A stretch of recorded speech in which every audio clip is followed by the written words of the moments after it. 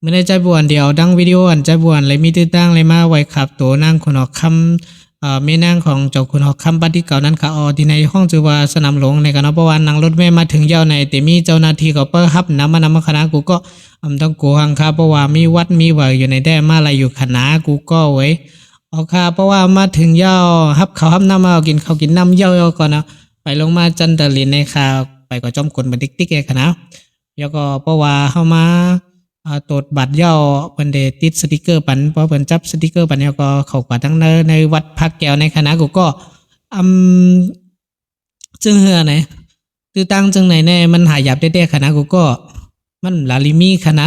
เพราะว่าอยู่ๆใครมาที่ในแด้แต่เลยเสียง500เพราะว่าเป็นคนต่างชาติมันจึงหนังเฮาในคณะเพราะเด็กเข้ามาแหล่ที่ในได้มาไถแค่พังเรียนที่ในแด้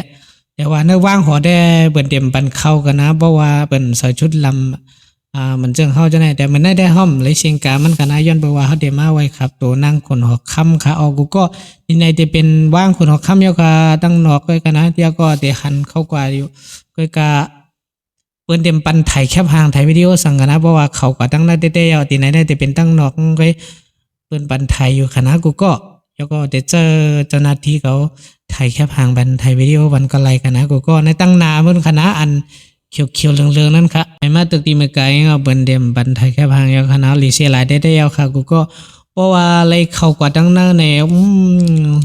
ตื่นตันใจนะคณะกูก็มันรีมองเจอจึงคือกำหัวคนลุกนะคณะเพราะว่าเขากว่าตั้งหน้ายาวเอาค่ะพักกดติดตามบัดนี้คณะกูก็มาสุงค่ะ